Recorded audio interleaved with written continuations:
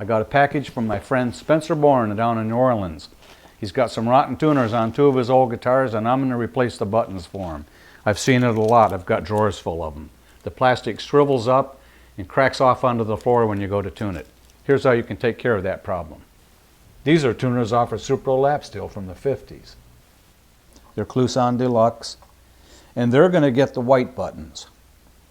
These are from an old parlor guitar, and they're going to get ivory buttons. The buttons are different, and so are the shanks on the tuners. The white buttons have a rectangular hole in them, and the ivory buttons have a round hole. Neither hole fits the way it is right now. So the first thing we're going to do is get our nippers out and remove the rest of the buttons. Tons and tons of these turn brown, shrivel up, and they fall off. On both sets, the knobs were crumbling. So now he just wants them all chopped off and replaced so he can go on and make his music. Each of these sets has one bent tuner, and I'm going to probably fix that while I'm at it. This is naphtha. I'm just cleaning off any grease or residue that might be there. These came off pretty clean. If I just heat that and try to shove it into this tuner, a lot of times the tuner melts. So what I want to do is drill a hole that's 103 thousandths in the center of that rectangle.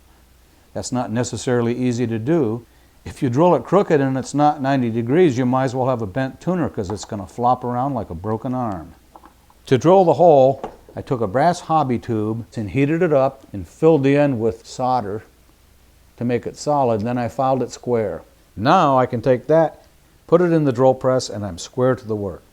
And I can use it hundreds and hundreds of times. I'll swap my fixture out for a number 37 drill bit, which measures 104 thousandths or just a thousandths larger than the center of the spear. Here's a little depth stop so I don't drill all the way through the button. I'm going nice and slow and clean. Not in a hurry. I'm going right in the center of that rectangle. And I'm going to do this 6 times and probably make an extra one in case I screw up. That's dead on center. That's perfect.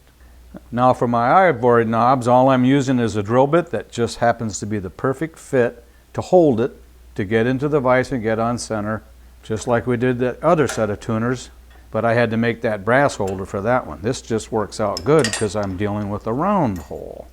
What I want to do is drill the hole out larger.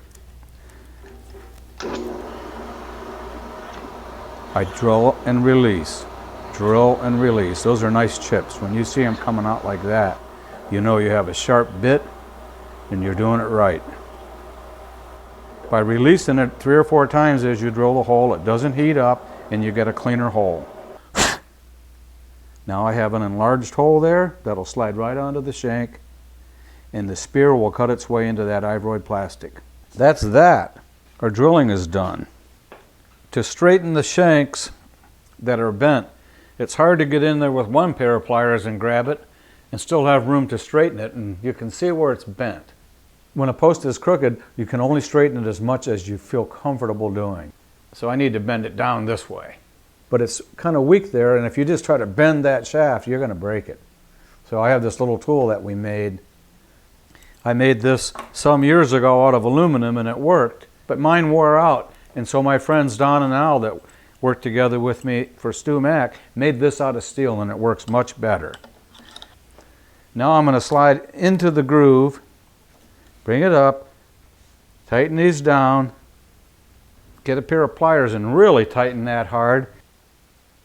And then I'm going to slide this steel tubing over that. Now I can grab in there and bend this, and I'm holding on to the shank. Otherwise I just bend the whole tuner and break it. It's not perfect, but it's good. It still has a little curve, but it turns. Instead of this, I had kind of like this now. It's a lot better than this.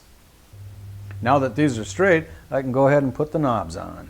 I know people that just heat these shafts up and stick them in there and it sort of works, but I've blown that a lot of times. So I used my nut and saddle making vise and clamped right on the end and squeezed them on using heat. You can see the loop on this iron has been cut. There's no contact, so that won't get hot until either I put them together or touch apart with them and complete the circuit. This is the bent one, the worst bent one. There's a couple of bent ones. I'm just heating enough to get it started. That aluminum puts pressure on the end of the shaft. Once the heat gets through that part, you can tell it all of a sudden releases and just starts going right on. You can feel it give when it's going on, and you'll smell it. That was the worst one, and it's pretty good. It looks real simple. It's not very hard to do this, but you have to have the right stuff. I've done it all the different ways. This is the neatest and the cleanest and the least likely to hurt the tuners.